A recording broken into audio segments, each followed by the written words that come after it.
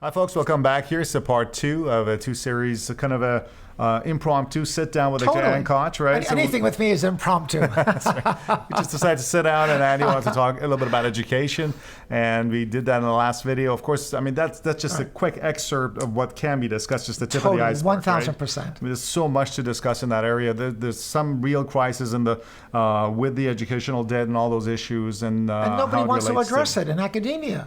Yeah. I mean, they give it like a little bit of talk, but no one really does a deep dive onto it. Yeah. But it's a big deal to me because I understand the angst when I'm speaking to these young dentists. Yeah, absolutely. And we'll probably do more videos. Absolutely. And once we get some comments from you guys in the previous video, we'll figure out, we'll sit down and talk more about this. But in the second one, so we wanted to talk about the modern practice and how it can cope with all these changes. And let me just share with my thoughts. I've been doing this, 45 years. Wow. Right. That's a long time. Think about that. That's why I look the way I look. 45 years, my gosh, okay? That's a lot of water underneath the proverbial bridge. But one of the things I feel really strongly about, Ali, is that I think the private dental practice may have to slightly change. Yeah. And what I mean by that is expanding the scope. I don't have an answer. I don't have the magic elixir for how it changes. That's what you guys are for. We want your input. But I think it has to change. For instance, one of the things for me that I'm thinking about is there a place in a dental practice for maybe nutrition and wellness? I know there are a lot of dentists who think that's total BS, but there are some, especially younger dentists, who really are into the wellness and nutrition aspect. Is there an aspect of the modern dental practice where possibly we have a nutritionist who becomes like our director of wellness and nutrition? And I say that because now we've had so many years of longitudinal evidence linking, gingival inflammation and inflammation in the mouth with, basically heart attacks, heart disease, Alzheimer's, rheumatoid arthritis, different types of pregnancy issues, all these diabetes, which is out of control in this country. So now we've had this established link between oral health and systemic wellness. Is there a time now that do we as dentists address a little bit of the systemic wellness? Well, I mean, the connection between oral health and total health has always been there. Unfortunately, dentistry at some point decided that we want to be more plastic surgeons and carpenters rather than healthcare practitioners, I think.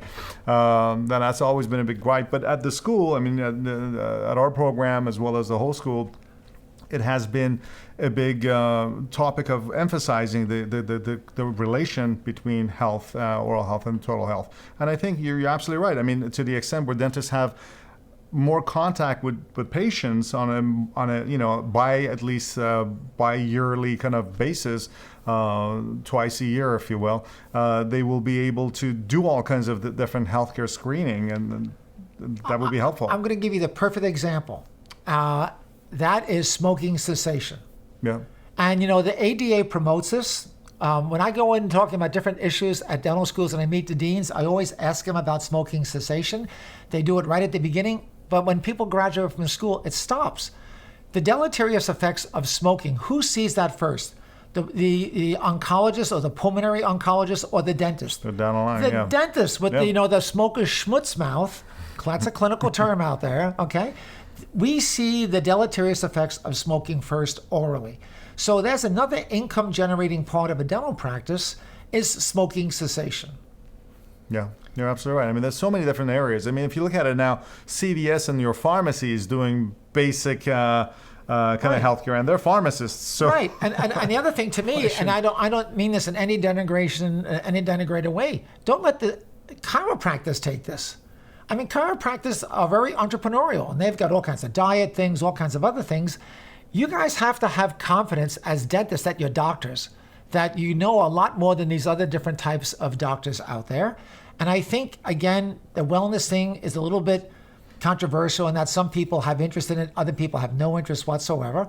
I think this thing about smoking cessation is really in the wheelhouse of dentistry. Another thing that's interesting is that of all the different doctors, which doctor spends the most time with the patient? Without a doubt, the dentist. It's the dentist. Course, yeah. And you're with the patient there 45 minutes to an hour, and you're looking at them from the upper chest to the whole face and the back of the neck. Dentists should be doing a cursory screening for skin cancer, in my opinion. Now, when I mention that to dentists, they say, oh my God, this liability. Wait a second. We just have liability for, the oral cavity and perioral tissues. I can make a strong legal point that the extent of perioral goes from the corner of your mouth to your backside. But I also think it's a great service for patients. If you have a melanoma in the side of your nose and you've been coming to the same dentist every 6 months, you're going to be at risk. You're not making the diagnosis. You're not making the diagnosis that it's a basal cell, a squamous cell, squamous in situ, or melanoma. But what you're doing is that what you're saying to the patient is like, listen, John, there's a little lesion here. I have a little bit of a concern. I'd feel more comfortable if you had a dermatologist check it out. Mary at the front desk, she'll set you up with a dermatologist near you, one that you prefer. I'd like to have you have it checked out. Not only is that a best practices, you can then eventually take this into the world and maybe even some products, because I think also, down the road, dental offices have to get comfortable selling products. I've been doing little questionnaires when I've been speaking, and the response has been about 10 to 12% of dentists don't want to sell products. If I took that questionnaire 10 years ago, that would have been 95%. Mm-hmm. The problems that I'm finding with you guys in selling products is that so many times you say to me, well, I'm selling a toothbrush or toothpaste, and they can get it cheaper at Walgreens or CVS. Well, we have to look at a little bit different types of products. And one of the things that's kind of surprising to me, I just came back from Charlotte, and I was down in Charlotte. I didn't realize that the physicians are really trying to take hold of sleep apnea and breathing disorders. They're really trying to encroach on things that, as dentists, were kind of in our field of study. Yeah, I mean, sleep apnea has been pretty big over the past few years in dentistry, lots of training, and it's a legitimate concern. It's a big problem, I think.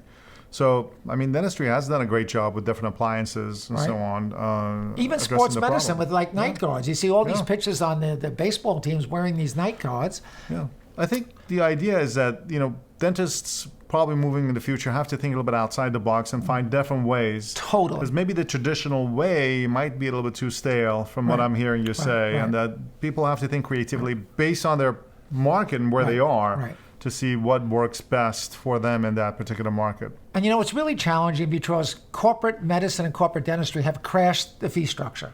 Right. And they've also crashed compensation. And what they're doing, they're now in, Walgreens and CVS, all these things, and they're bringing together pharmacy, medicine, and dentistry. But they're bringing in at a price point and a level that maybe doesn't address all our patients. Right. So I do think this is something that going forward, and we need to hear from you. What would you be interested in selling? Would you be interested in different types of, are there like things like a lip loofah or a lip moisturizer? Is that something you'd be interested in? Higher grade, different types of toothpaste or toothbrushes that you don't get undersold by a company? Or is it just too much of a pain in the neck?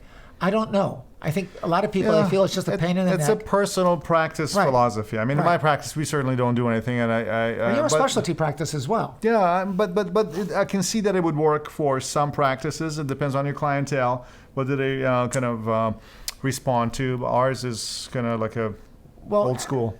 Well, here's the thing. Since you're young and handsome, you've probably never been to a plastic surgery office or a dermatology office. But I know a lot of you out there, I can see you. You've been to a dermatology practice or a plastic surgery office.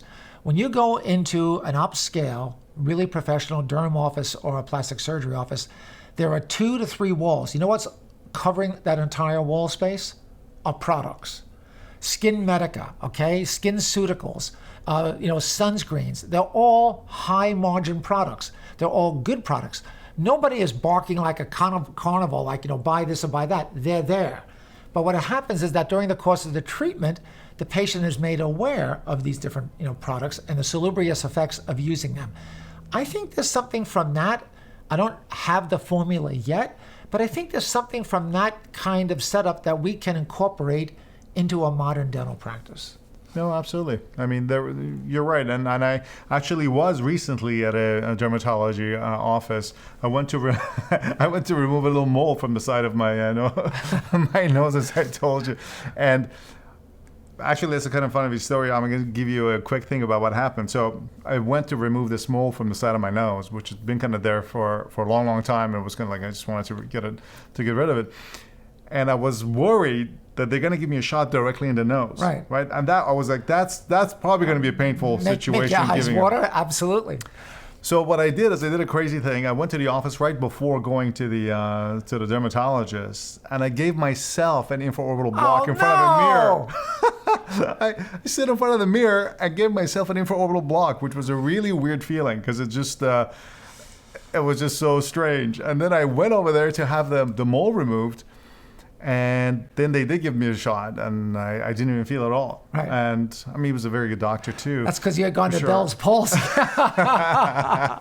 So Right. that was an interesting little change. Well, but along these lines too, in terms of having things, like I'll give you an example.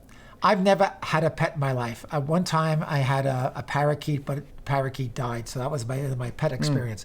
But I'm totally appreciative that how many people in this country love their pets. The pets are part of the family.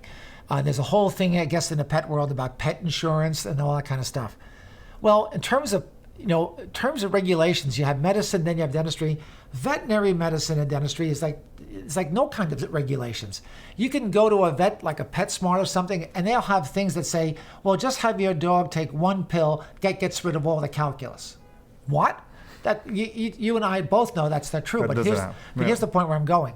A lot of pet owners, especially with the dogs, are concerned about the oral hygiene of the dog. Where should you buy oral hygiene products? From the vet? I think that's another place in the dental practice that you can sell. Because, a lot of times people come in during the course of sitting there for 45 minutes, you're talking about the kids, you're talking about the pets, my Labrador, my whatever kind of rescue guy, that's part of the family. And so in terms of halitosis, in terms of things, I think that's a whole nother area that can be investigated. That's probably the best example of saying how it becomes so custom-made. These decisions are custom-made based on your clientele and where you live. Right. If you live in a small urban area where you have a lot of, single people with dogs and things like that would be like perfect. I could totally see that as a great addition. So I think everybody has to kind of make that call based on their own personal practice type and philosophy. But you are absolutely right. People have to expand. Right. What about procedures? What about procedures?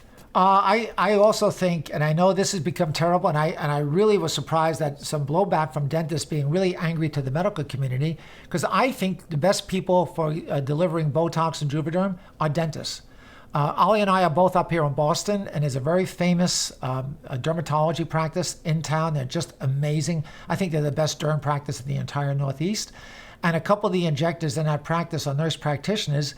They went to learn from dentists because they thought the dentists, and again, when you think about that type of technique, and I realize it's not for everybody, who are the masters of giving local injection? That's why I give myself the intraoral block. Exactly. Did you take a code for that? That's right. By self-bodily harm. So again, we don't have the answers for you. What we're looking for input from you. You guys are out there. You guys are trying to think. All of you have different opinions. Some of you don't want to get involved in any of this whatsoever. Some of you think what we're talking about is crazy. And then others realize, wait a second, these guys have something that's right. The derm practices, the plastic surgery practices, they're selling products. They're making a lot of margin off of that. But I want you guys to do more than anything else. I want you to provide good services, and I want you to do well financially. Absolutely. All right, Annie. So I think this was a pretty good little summary of the whole thing. Of course, this was all unrehearsed and impromptu. You sure you sitting didn't down. have a little Botox up there? We're gonna have to leave now. We're heading out to school. Why don't you tell us where we're gonna go tonight? Yes, we're actually going to the Harvard Club. That's why I'm all dressed up here, and it's actually a testimonial for Dr. Donoff, the dean of Harvard, who's been there for probably 32 years. 93 is. Yeah, that's at 7. So that's 26 years. Yeah. So he's been there a long time. He's been a great educator. They've done a lot of different innovation things. So it's going to be a fun night for Dr. Nasseh and myself. And we thank you for taking the time to look at this. And again, we want your comments. This is how this is going to change. And I've basically had my career. Ali still has his career going on, but you're just starting your career. So the way to formulate this is to input, have a dialogue, and make it better. Absolutely. So maybe we'll show some B-roll of the reception tonight Sure, why for them not? right after this, so they know what it was like over at the Absolutely. Harvard Club. And until the next video, which we're going to sit down and just kind of talk Talk anything, Like any that. topics we'll talk about. Any topic. Until then, for Real World, I'm Ali Nasseh, And I'm Ann Koch. and we'll see you in the next video. Absolutely. Yeah, let's go. All right, let's go. Here we are. Yep, right over here.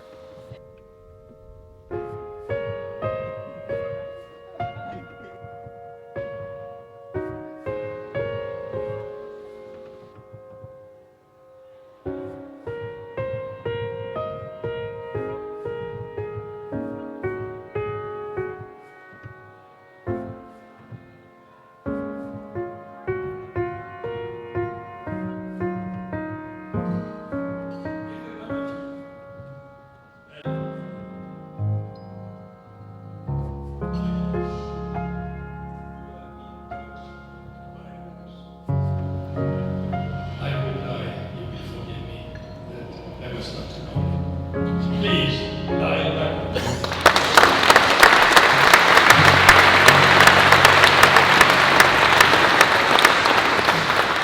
I have a confession to make. I stand before you actually not as the 29th president of Harvard University. Yes, I am that. But I am here also in a different capacity, and that is as a friend of Bruce and Maddie's. Del and I have been privileged to call Bruce and Maddie our friends for 35 years. They come back and they sit in the same seats all the time. Well, we've sat next to Bruce and Maddie for most of the last 35 years. And we celebrate your distinguished career tonight, and we toast you, Bruce and Ella.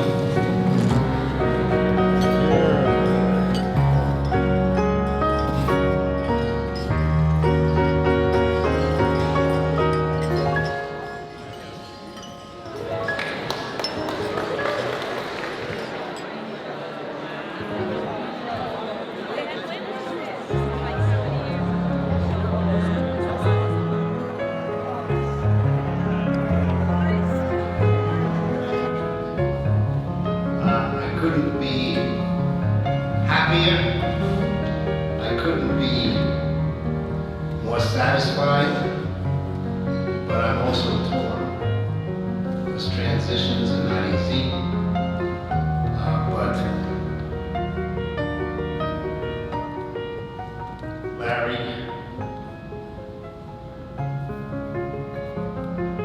George, Alan, everyone, friends, I can't resist making some remarks. That is why dental and medical education must be adaptive and change. One of my favorite quotes comes from the automobile industry. It says, creativity is the application of knowledge and skills in the pursuit of dreams. My dream for healthcare is that the mouth we put back in the body with the knowledge that it will lead to better health and cost savings to Americans. Thank you for the past 28 years. I look forward to the next chapter for both myself and the greatest dental school in the world. Thank you very much.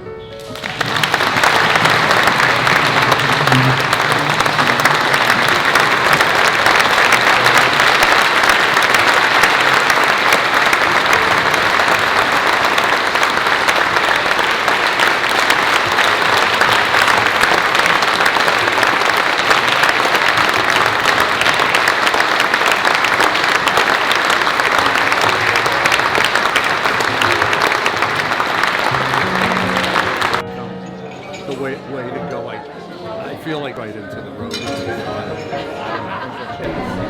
Well, that was a great. That was a great evening. Absolutely. was. Terrific. Looks like the rain has stopped too. Good. All right, Wonder who's winning the World Series. it's